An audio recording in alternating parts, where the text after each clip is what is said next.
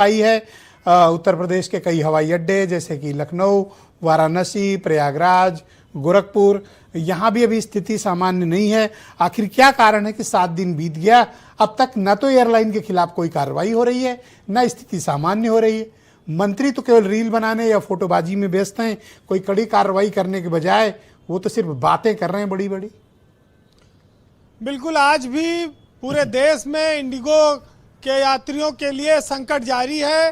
वो परेशान घूम रहे हैं और उनको 8-8, 10-10 घंटे हवाई अड्डों पर बिताना पड़ रहा है और वो अपनी जगह पर नहीं पहुंच पा रहे हैं। दूसरी ओर बहुत सारी एयरलाइनों ने टिकट महंगा कर रखा है, वो मुंह मांगे दाम पर टिकट बेच रही हैं।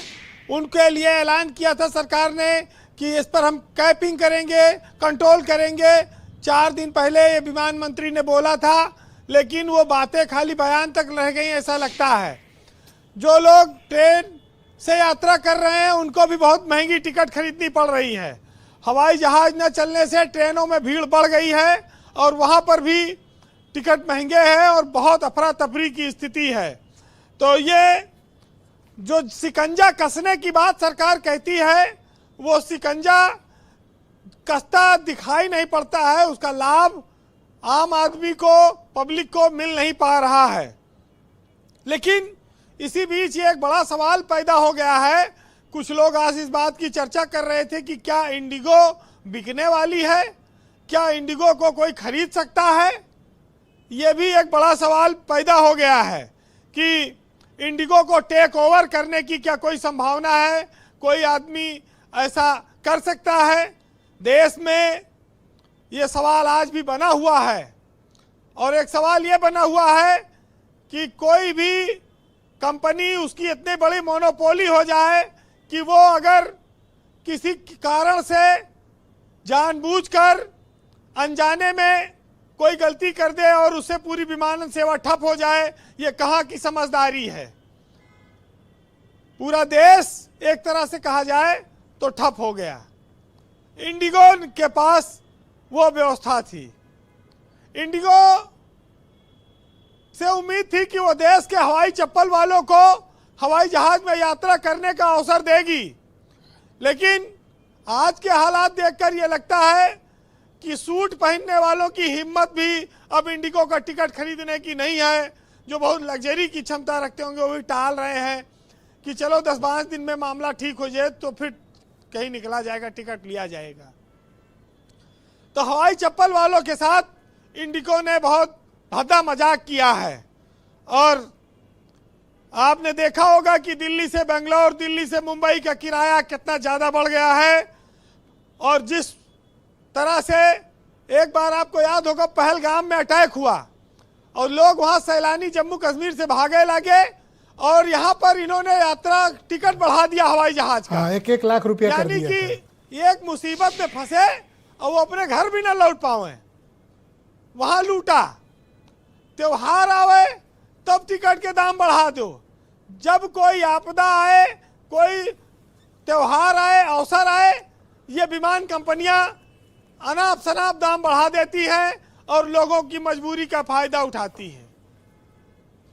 तो आप देखिए कि कितनी बड़ी 45,000 बताते हैं कि उनके यहाँ कर्मचारी हैं इंडिगो में, पायलट और तमाम क्रू मेंबर और सब स्टाफ मिला के। पता नहीं कितना सही है कि कर्मचारियों की संख्या देने में भी झूठ बोला जा रहा है। इसकी भी जांच होनी चाहिए। वैसे जांच कौन करेगा? वाजपेयी जी तो बता रहे हैं कि उसमें सब सामान्य छोटे मोटे स्तर के अधिकारी, उनकी कोई औकात है? वो इंडिगो के दफ्तर पे खड़े होके घंटी बजाने की जिसकी औकात नहीं है, जिस डीजीसीए के ऑफिस के अधिकारियों की, वो जांच करेगा? इनकी हैसियत है? इंडिगो इनका इलाज कर देगा? इनकी औकात नहीं है डीजीसीए वालों की कि इंडिगो के दफ्तर पे जाके उनके पेपर देख लें। देखिए, ये संसार और सारी हुकूमतें मुंह भराई के हुनर से खूब वाकिफ रही हैं। वाह। और मुंह भरने के बाद फिर कौन बोल पाया है, ये बताइए। वैसे हमारे देश में एक बड़ा प्रचलित नारा है कि मजबूरी का नाम महात्मा गांधी है, और महात्मा गांधी हर नोट पर छपे हैं इस देश में, ये भी एक सच्चाई है।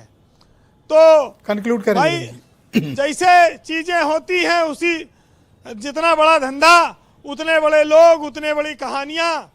वैसे धन्ना सेठों की महिमा हर युग में निराली रही है। और वाजपेयी जी ने एक बात जो कही कि 19 साल में कांग्रेस की सरकार रही हो या बीजेपी की, सबने इंडिगो को पाला पोसा, लाभ लिया। आज ये संकट आया, अब लोग इस पर विचार प्रकट कर रहे हैं। वैसे सुनिएगा कि धन के ढेर पे बैठे हैं, दुनिया को आंख दिखाते हैं, नाम बड़ा दर्शन छोटे, ऐसी इनकी माया है। दान करेंगे 1 रुपया, विज्ञापन पर 10 लगाया है। और कार है लाखों की इनके पास, और सड़क पर थूकते जाते हैं, और स्वच्छता का पाठ पढ़ाते हैं, और खुद गंदगी फैलाते हैं। बहुत शुक्रिया वीरेन जी, ग्राउंड जीरो से अपना फीडबैक, ओपिनियन और ऑब्जर्वेशंस हम तक पहुंचाने के लिए। बहन भाइयों, इस पर चर्चा का दूसरा चरण क्विक राउंड है।